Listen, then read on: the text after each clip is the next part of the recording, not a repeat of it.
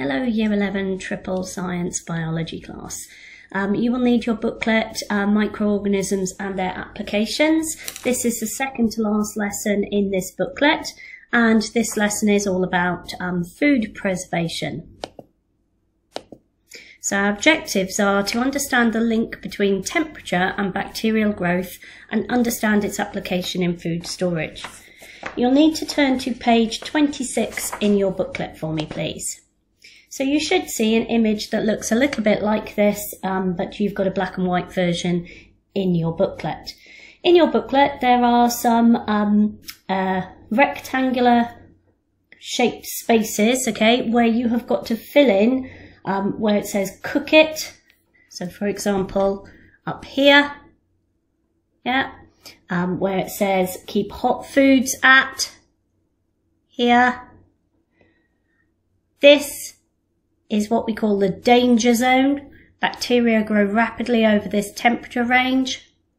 Then we've got keep refrigerated foods at this temperature, 4 degrees Celsius, and keep frozen foods at -8 degrees, and there should be a little Celsius symbol in there. They've also given you the Fahrenheit.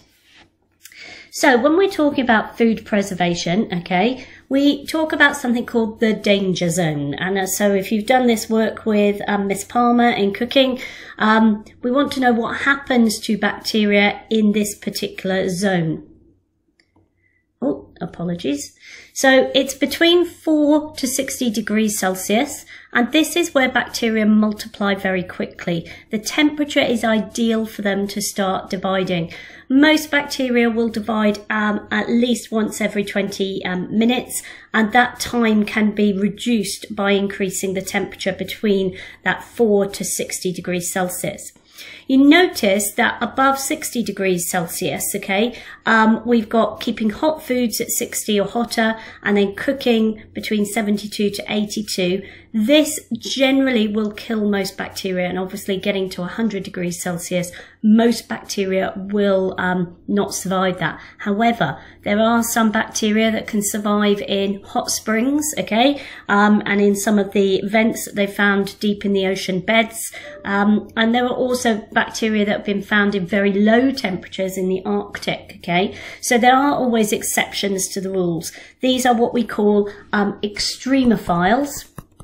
And an extremophile is an organism that manages to survive in extreme conditions. And so that includes bacteria as well as animals and plants.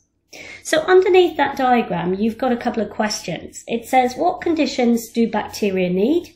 How does food affect bacterial growth? And how does water affect bacterial growth? So if you need to pause the video to make sure that you fill in these temperatures on your diagram and this statement here, and then have a go at answering the questions, okay, you should be able to tell me the conditions the bacteria need right from our very first lesson when we're talking about decay, okay, or not from this first lesson, but from a lesson previously when we're talking about decay. So how can bacteria be controlled then? Well, a pathogenic bacteria is a bacteria that causes harm, that can cause disease, okay? And if these pathogenic bacteria are given the right conditions, so here they are, warmth, food, moisture, and time in which to grow and multiply, they can cause food poisoning and in some cases death. Some bacteria also produce toxins which are poisonous. So if you get a bacterial infection, sometimes the reason why it causes vomiting and diarrhea is it's your body's way of trying to eject that toxin that bacteria is producing. Can I also say as well that some bacteria require oxygen, okay, to be able to divide and grow. However, some bacteria can survive in what we call anaerobic conditions. And anaerobic conditions means a lack of oxygen, okay? In other words, they don't need oxygen to carry out respiration, okay? Bacteria are living organisms just like animals and plants, okay? And they do need to carry out respiration to release energy to be able to survive. So hopefully you've answered the first question. The young, the old, pregnant people and sick are most vulnerable from these toxins that bacteria produce. It is possible to prevent bacteria multiplying to large numbers by adopting good hygiene practices, and obviously we're seeing that a lot at the moment with coronavirus, even though it's a virus. Making sure that we're regularly washing our hands to keep them clean, okay, wiping down surfaces, things like door handles in school are being wiped down regularly, even though you're still not there. They are being wiped down to protect the staff that are working there still and recording lessons. And understanding the conditions which help bacteria grow helps us to understand how to keep our food, okay, to ensure that it minimises bacterial contamination. So how does time affect bacteria? Well, in ideal conditions, bacteria multiply very quickly. As I said before, sometimes once every 20 minutes, even less than that. And they reproduce asexually. So you've come across that in your double award, in your unit on reproduction, mitosis and meiosis. And they divide into by what we call binary fission. These are just different ways of saying their reproduction method. This means that within a few hours, one bacteria is able to increase in number to several thousands or millions, okay? So we've got a little example here. A cake has 3 bacteria on it at 9 AM.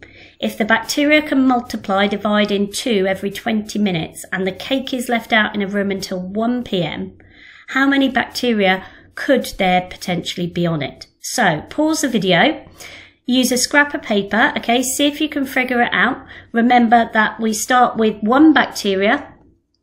It becomes 2 after 20 minutes. Then 2 will become 4, and then 8, and so on. So you've got to figure out, okay, how many there would be by 1 PM. So you've got to figure out how many lots of 20 minutes there are between 9 AM and 1 PM and figure out how many divisions the bacteria would make and therefore how many would be on the cake. Pause the video and see if you can figure it out. So I'm hoping this is the right answer because I haven't checked it. So I'm going to check it later, okay, to make sure, and I'll let you know if it is the wrong one. It should be 12,288 bacteria.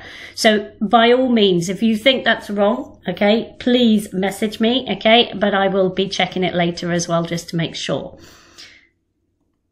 So we've got 2 questions about how does food affect bacterial growth and how does water affect bacterial growth on the bottom of page 26. So this slide will answer that. So bacteria like foods which have a lot of moisture and also high protein content. So things like your red meat, your steak, your poultry, fish, dairy products, they are also called high-risk foods as they are foods which bacteria are most likely to grow on. So they must be stored in a fridge at below 5 degrees Celsius. So the foods actually provide an energy source for our bacteria, and the bacteria use that energy source in respiration to help them release energy and help them to grow and divide and make their toxins, whatever it is they do. So make sure you've answered that question. They provide this source of energy food. Dry foods like gravy powder, custard powder, corn flour can be stored at room temperature. Pasta, okay, not the fresh kind, the dried pasta, rice, because bacteria will not grow on them. As soon as they are turned into a food that has moisture in it, so you add your boiling water to your gravy powder or you add your milk to your custard powder and they're turned into a liquid, or we boil our pasta and we boil our rice, okay, they must be stored in a fridge because as soon as they contain moisture, then they become a breeding ground for bacteria. Bacteria, by the way, love the inside of your mouth because you have often, if you haven't cleaned your teeth properly in between meals, bits of food there as a food source for bacteria, but also your mouth is moist, okay, and it's an ideal temperature. 37.4 degrees Celsius, okay, it's going to provide the right, perfect conditions for bacteria to reproduce and grow there. So how does water affect bacterial growth? It provides moisture that the bacteria require, okay, to be able to survive. So what is food preservation then? Well, food preservation involves the use of various different methods, some that we've used in ancient times to make food last longer, so that we don't have to eat the food the moment that it is harvested or grown or made. There are both short and long-term methods of preservation, and just walking around a supermarket you will see these various different methods employed in the tins aisle, in the dried foods aisle, and various other places.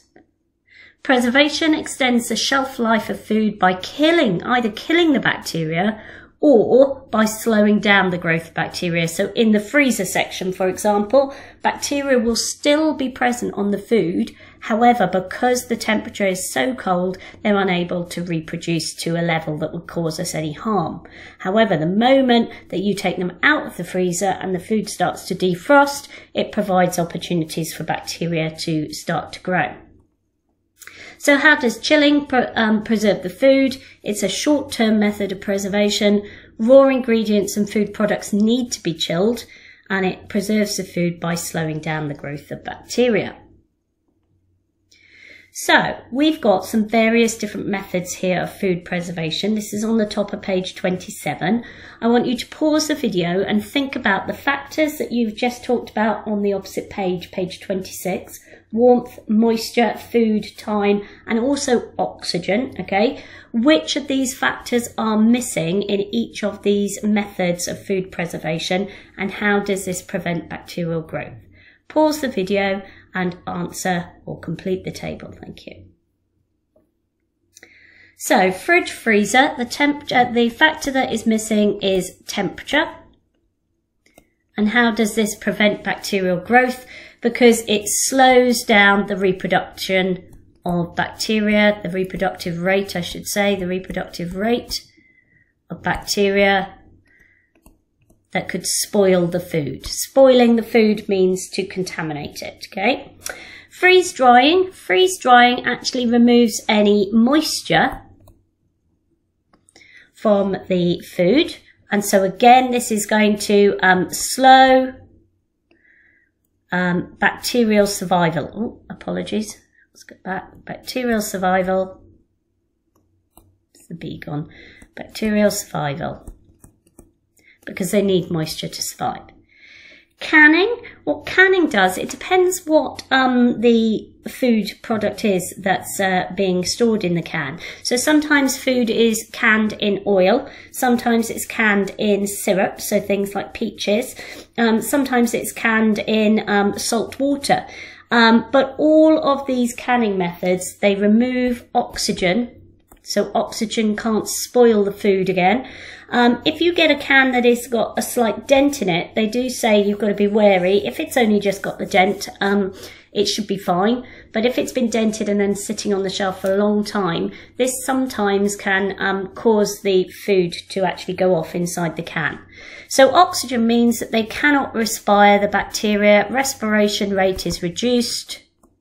Respiration rate of bacteria is reduced. So they don't grow.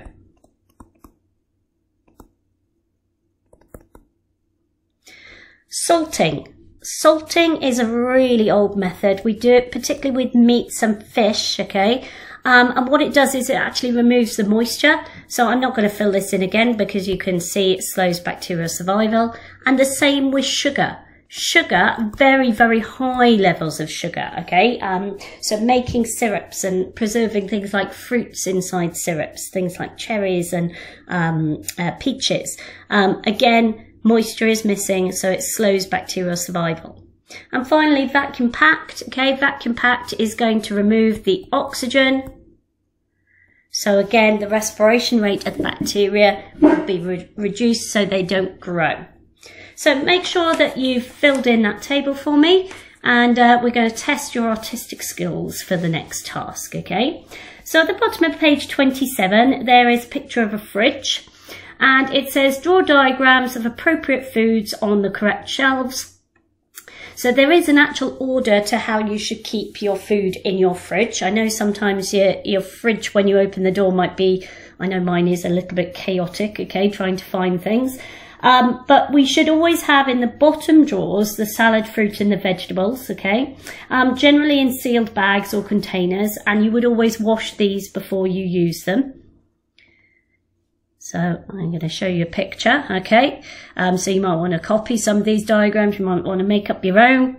The raw meat, poultry and fish is always kept at the bottom here, just above the salad, fruit and vegetables, and obviously making sure that it's in sealed containers. You don't want any of the liquids like the blood, okay, or any of the meat juices or fish juices to be dripping onto your salad and fruit vegetables just below. That's a recipe for disaster. So raw meat at the bottom here, and then your cooked meats will go above it, okay? Very, very important that you keep cooked meat away from raw meat. Cream cakes will go here, butter, any leftovers, any packaged foods, and generally we keep our dairy products like yogurt, cream and cheeses on the very top. In actual fact, cheeses, okay, before households actually had refrigerators, a lot of people used to have just like a really cool cupboard that they would keep their cheese in, and the cheese would be wrapped normally in a cloth, okay, to prevent it drying out too much. And it would be perfectly fine for a few days left outside of temperatures that were much higher, I suppose, than inside a fridge, okay? But today we tend to keep our cheese in a fridge. It makes it last longer. So pause the video, okay? Draw me a couple of items of food, okay? I don't know why there is a wine bottle on the third shelf up there, okay? Should be your cooked meats, your leftovers, your other packaged food, okay? On that third shelf. All right. Final task today then, okay, will be on page 28. We'll come to that in a minute. I just want to talk to you about some what we call cook chill foods. So again, if you do cookery, then you will know about this. Food products are chilled are usually called cook chilled foods. So our famous types of foods are our ready meals, okay, what I call a ding dinner, okay, something that you put in the microwave and only takes a few minutes, so you don't have to think too much about cooking. They are prepared and cooked in the normal way before being blast chilled. They're rapidly chilled to below 5 degrees Celsius, usually 2 degrees Celsius, within 1.5 hours of being made using a special chiller. The food then is kept at a low temperature during transport, storage and display up to when you take it out of your freezer and stick it in the oven or the microwave or however you cook it, okay? So that's what we mean by cooked chilled foods. These can only be kept for a few days in your fridge unless special packaging is used. Some of them will be allowed to be kept in the freezer. The food must be cooked to above 70 degrees Celsius and eaten within 2 hours. So when you are preparing one of these meals, make sure that it is taken up to temperature.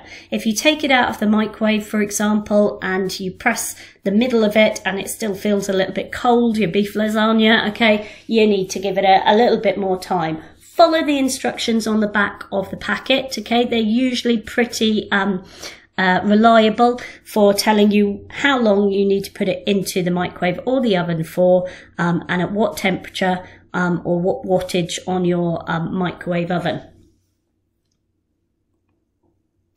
So just to give you some information about freezing, how does freezing preserve food? Well, it was first used as a method of preserving food in China in 1800 BC. It's a long-term method of preservation and it preserves food by stopping the growth of bacteria. The bacteria will remain dormant, so they are still there until the food is defrosted, which is why when you defrost food, you need to cook it on that day. So don't go getting your turkey out of the freezer and leaving it for 2 days before you actually start to cook it, okay? Raw ingredients and food products can be frozen as well. Sometimes when you defrost them, they don't look exactly the same, particularly because fruits and vegetables, their cell membranes and cell walls will break down. So strawberries are a prime example. If you pick strawberries and then you freeze them, they tend to go all mushy, so they're only really good enough for making like a strawberry sauce or jam afterwards. Quick and controlled freezing is also needed because if it's done slowly, if you freeze something slowly, you get ice crystals forming in the food. And then when you try to cook the food, those ice crystals melt and they break the food down and it doesn't taste as nice, okay? So we need it to be quick so that we don't get these large ice crystals forming and breaking down the cell walls of the food. In modern methods of freezing, you get very small crystals formed, meaning the food is much more likely to retain its structure once it's been defrosted. So for example, frozen peas, when you get them out of the freezer, you can see it's almost like a dusting of ice over the surface of each pea. Okay, they've been frozen very, very quickly. So we've got freezing and boiling temperatures here. We've given you both the degrees Celsius and the degrees Fahrenheit as well. We tend to work with degrees Celsius in the UK, but in other countries they do use degrees Fahrenheit. We know that water freezes at 0. We know it boils at 100. Dry ice, okay, or solid carbon dioxide is around about minus 78 degrees Celsius, and absolute zero is minus 273. You may have in your fridge a fridge thermometer, and if it's in the fridge side of the thermometer, it should be reading 0 to 5 degrees Celsius. Most fridges these days don't have thermometers that look like this. They have like digital ones if they're a modern fridge, okay, or you might have a sliding scale where you can move the thing along to chill the fridge a bit more. And in your freezer, it should be about minus 18 degrees Celsius, okay? You may also have one of these items. I know I've got one, and it's got a prong on the end of it, and you've got to be really careful that you don't leave it upside down so that the prong is sticking up, because it can be quite a dangerous item in the kitchen.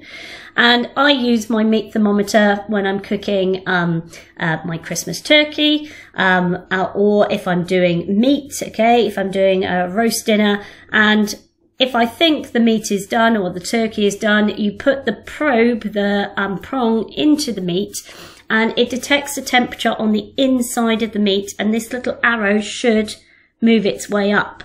So I tend to like my beef between medium and rare, so I would take it out somewhere around about here once it got to this temperature. And then if you leave the meat to rest, okay, it will carry on cooking for a while. So I know if I take it out at this point, by the time I'm ready to sit down and serve, okay, it will be at around about this temperature in there, especially if you cover it in foil and leave it to stand. That's the best way to get your meat cooked. You can see that meats like turkey and chicken, right, they tend to have a higher temperature, okay, because of things like salmonella bacteria. We need to make sure that they're cooked at a much higher temperature. So cooking meat at the right temperature is really important. I personally wouldn't be without this now, and I know you can get digital versions. You can even get versions that connect to your phone, believe it or not, and they will tell you when your turkey is ready or when your meat is ready. So Christmas time, this always comes out for the turkey, and we tend to cook our turkey on a barbecue outside just to be a bit different for Christmas, okay? So you need to make sure that your turkey is at 82 degrees Celsius at a very minimum, otherwise you're going to give everybody a dodgy belly for Christmas, which is not good. 63 degrees, food should be heated above this, okay, for most food, but as I said, turkey and poultry tend to be higher to make the bacteria die so that they can't survive. So above 121 degrees, all bacteria and spores are actually destroyed. 72 is the temperature for reheated food for a duration of 2 minutes, okay? And it's really important because it kills the bacteria and stops you getting food poisoning. So hopefully you know the different types of harmful bacteria and the danger zone details. You can understand what food preservation is. You know about the effect of temperature on foods, and you should be able to name me some different methods of food preservation. So this is a really horrible image. It's not a video, you can't play on it here, but this is a true story from a Hovis bread factory. It could be any bread factory. How clean is your kitchen, okay, in the factory? You can see our mouse, rat, whatever it is that's been stuck in our loaf of bread there and obviously cooked in the oven at some point. So your very last task, page 28, we've got our thermometer, albeit it's not the most accurate shaped thermometer, and we've got some missing blocks of text that you need to add in. So to control temperature, food should be cooled to below 3 degrees Celsius. There's a little degree missing there, or heated above 60 degrees. Bacteria grows best at 37 degrees Celsius, which is body temperature, but they can also reproduce very quickly between 3 and 63. This is your danger zone, okay, or 4 and 60, okay, sometimes it's known as. Above 21, all bacteria and spores are destroyed. That should be 121, apologies. There's a 1 missing off the end there. 72 degrees Celsius is your reheated food. That's the temperature it needs to be taken to. 63 degrees Celsius, food should be heated above this temperature. And if it's poultry, higher than that. 3 to 63 or 4 to 60 is your danger zone. Slightly different temperatures.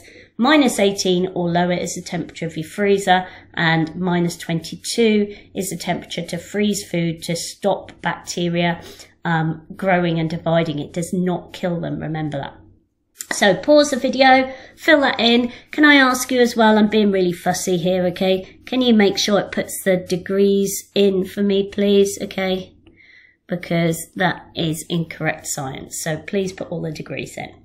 That's the end of this lesson, and our next lesson is going to be looking at a bioreactor, a fermenter for making penicillin, and that will be the last lesson in this booklet. Thank you.